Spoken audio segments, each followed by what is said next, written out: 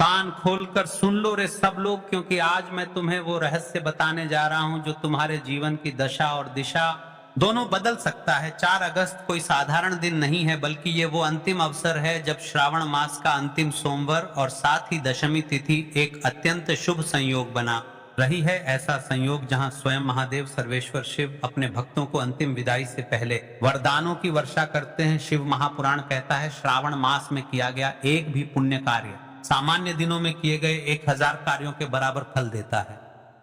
कि वही कार्य श्रावण मास के अंतिम सोमवार को किया जाए तो उसका फल असंख्य गुना बढ़ जाता है। आज 4 अगस्त को श्रावण का वह आखिरी दरवाजा खुला है जहां से हम शिव को विदा करेंगे।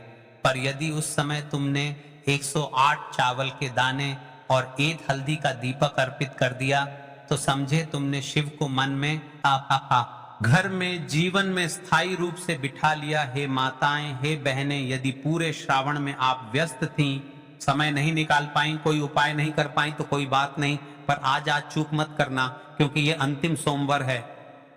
बार ये योग पूरा 1 वर्ष बाद आएगा। कितनी बार तुमने कहा होगा काश मेरी मनोकामना पूरी हो जाए, काश बेटे की नौकरी लग जाए, काश मेरी बीमारी खत्म हो जाए, काश धन की कमी ना रहे। आज वह काश को सत्य में बदलने का दिन है जब तुम आज रात्रि को या दिन में श्रद्धा से 108 चावल के दाने और हल्दी से बना एक दीपक शिवलिंग के समक्ष अर्पित करोगे। तब शिव तुमसे कुछ नहीं पूछेंगे, ना तेरा नाम, ना तेरी जात, ना तेरी संपत्ति, वो केवल तेरी भावना देखेंगे, तेरी श्रद्धा देखेंगे, तेरा समर्पण देखेंगे।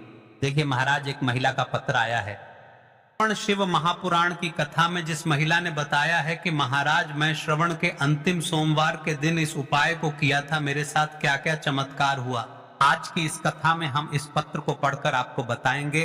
देखिए यह सारे पत्र पहले ही आ जाते हैं और श्रवण का अंतिम सोमवार आ रहा है, उससे पहले ही हम आपको बता रहे हैं कि इस उपाय को करना कितना आवश्यक है। तो सुनो पत्र को, एक सच्चा अनुभव, भाग्य परिवर्तन की गाथा। वाराणसी की एक महिला राधा देवी 4 साल से बेटे के सरकारी नौकरी के लिए भटक रही थी। श्रावण मास के अंतिम सोमवार के दिन उन्होंने शिव मंदिर में जाकर 108 चावल के दाने और हल्दी का दीपक अर्पित किया। उस दिन उन्होंने कुछ खास नहीं मांगा, बस शिव से कहा जो तुझे उचित लगे वही दे दे। 2 महीनों में उनके बेटे का चयन रेलवे में हुआ, उनके घर का सारा कर्जा मिटा और अब वे हर साल इसी दिन व्रत व उपाय करती हैं। कहती हैं भाई साहब मैंने शिव को पाना सीख लिया। देखिए महाराज, श्रावण महीने के कुछ ही दिन रह गए हैं और हाँ, जिन लोगों ने पिछली वीडियो में कमेंट किया था आज जान ले वे लोग अपनी जुड़ा भाग्य और भाग्य में चल रही परेशानियां, दिक्कत जो भी है, जिनकी राशि वृषभ और तुला है, उनके लिए ये सोमवार और भी चमत्कारी होगा क्योंकि चंद्रमा और शुक्र का विशेष संयोग उनके जीवन में नया धन, प्रेम और सफलता लाएगा।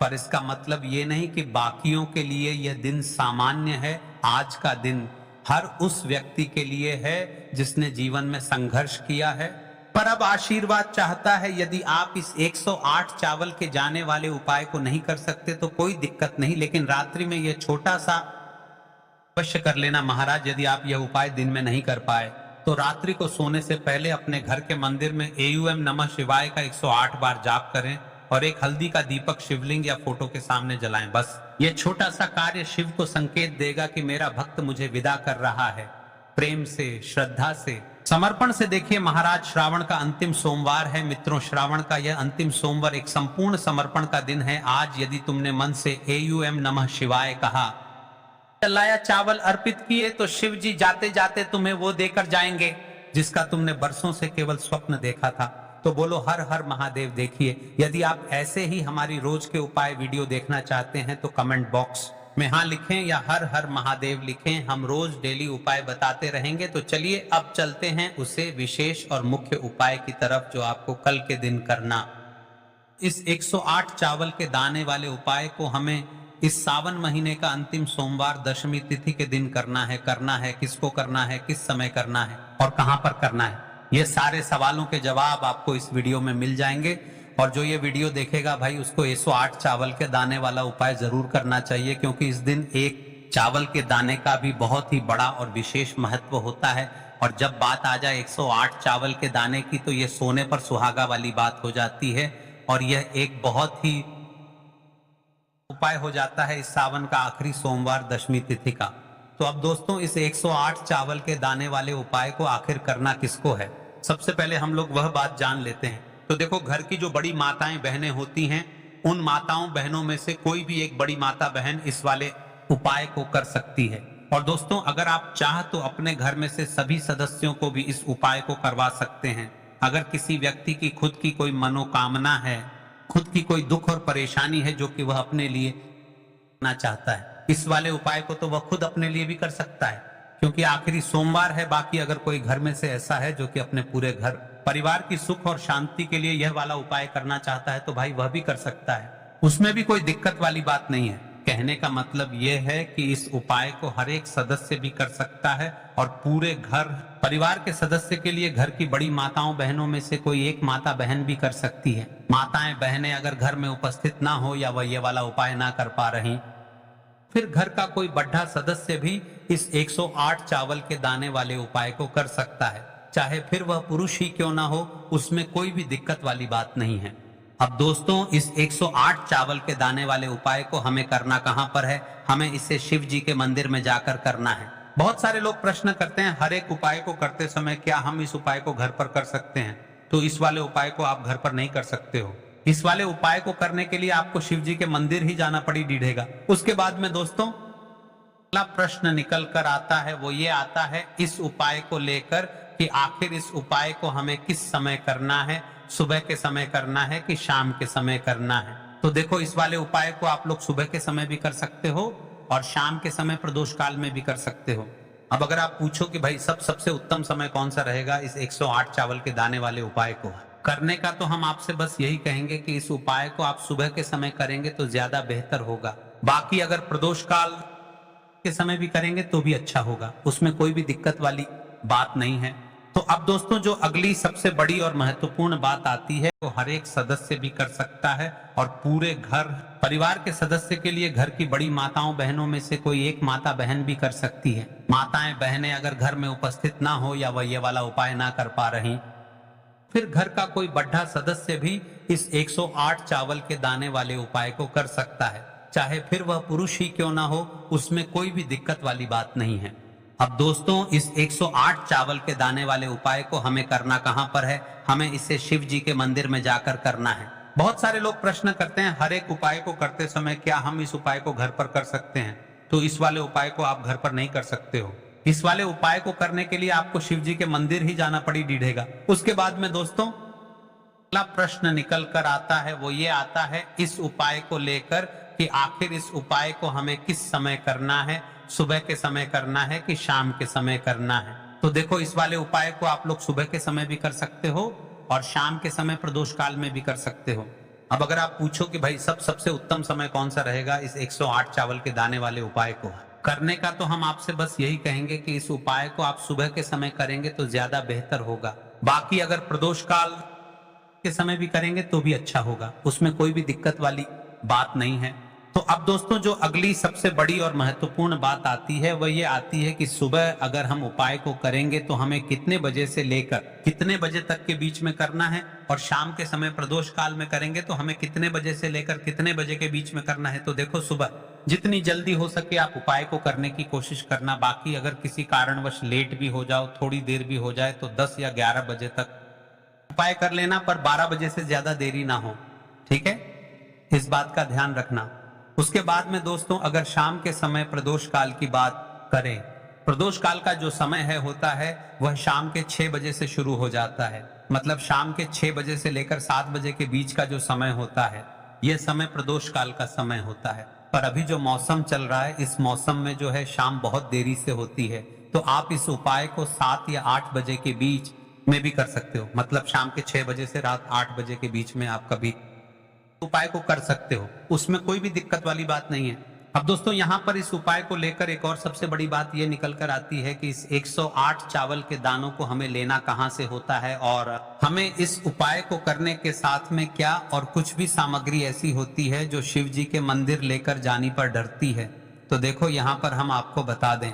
सबसे पहले आप लोग ये जान लो कि ये जो 108 चावल के दाने वाला उपाय है, सिर्फ और सिर्फ आप उपाय की सामग्री लेकर कभी भी शिव जी मत जाना, क्योंकि हमें भगवान के सामने यह नहीं दर्शाना है कि अगर हम भगवान शिव जी के मंदिर आए हैं तो अपने फायदे के लिए आए हैं। तो इसीलिए जो भी पूजन सामग्री है, उपाय सामग्री है, 108 चावल के दाने, इसके साथ में आपको पूजन सामग्री भी जरूर लेकर जाना है। देखो, अगर सुबह के समय उपाय कर रहे हो तो सीधी सी बात है, 1 लोटा जल तो आप लेकर जाओगे ही जाओगे। वही 1 लोटा जल अगर मिट्टी का जल हो तो बहुत अच्छा रहेगा। का जल कैसे बनाया जाता है, इसके लिए हमने पहले से बहुत सारी वीडियोस बना दी है। आपके पास इस दिन एक आखिरी मौका रहेगा। मिट्टी का जल शिव जी पर चढ़ाने का और उपाय को करने का बहुत बड़ा आपको इस दिन फल मिलेगा। तो इसलिए इस दिन हो सके तो भाई मिट्टी का जल चढ़ाना तो अपने साथ में कम से कम 1 लोटा जल तो आपको लेकर जाना ही जाना है। अगर मिट्टी का जल नहीं है तो घर का जल भी आप इस्तेमाल कर सकते हो। इसके अलावा जो भी पूजन सामग्री है, देखो 108 चावल के दाने ये अलग आपके, और जो आपकी पूजन सामग्री रहेगी वह अलग रहेगी। पूजन सामग्री में आप जो भी चीज लेकर जाना चाहे वह लेकर जा सकते हैं, उसमें कोई भी दिक्कत वाली बात नहीं है। वहीं अगर हम बात करें शाम के समय की, तो शाम के समय शिव जी पर जल नहीं चढ़ता है। इसीलिए शाम के समय आप लोग एक दीपक तैयार कर लें जो कि गोलबत्ती का, आटे का, शुद्ध देसी गाय का घी का होगा, है ना। इस बात का आप लोगों को ध्यान रखना है। और इस दीपक को आपको घर से जलाकर नहीं लेकर जाना है, भगवान शिव जी के में जाकर ही जलाना है। इस बात का भी आप लोगों को ध्यान रखना है। अब दोस्तों, यहाँ पर हमें इस बात को समझना है कि ये 108 चावल के दाने हमें लेना कहाँ से है। क्या हमें दुकान से लेकर आना है, या हमें अपने घर से लेना है, या कहाँ से लेकर आना है, और कौन से चावल लेना है, क्योंकि चावल भी बहुत प्रकार के होते हैं। तो देखो, इन सभी सवालों के जवाब आप लोग एक बात में सुन लो कि भाई ये जो उपाय है, इस उपाय में आपको ये नहीं देखना है कि भाई कौन से चावल है, कौन से चावल नहीं है। बस जो भी चावल ले रहे हो वह चावल ना सबूत होना चाहिए, मतलब साबुत होना चाहिए, टूटा हुआ नहीं होना चाहिए, कटा पिटा नहीं होना चाहिए। ये बात आपको ध्यान रखना है। बाकी आपका चावल बासमती हो या सादा चावल हो या कोई सा भी चावल हो, उसमें कोई भी दिक्कत वाली बात नहीं है। तो सीधी सी बात है कि आपके घर के रसोई घर में जहां पर आप भोजन बनाते हो, वहां पर जो भी चावल आपके उपस्थित हो, उन चावलों में से अपनी एक कटोरी भर लेना या एक मुट्ठी चावल अलग से निकाल कर रख लेना, क्योंकि हम 108 चावल ही यहाँ पर इस उपाय में लेने वाले हैं।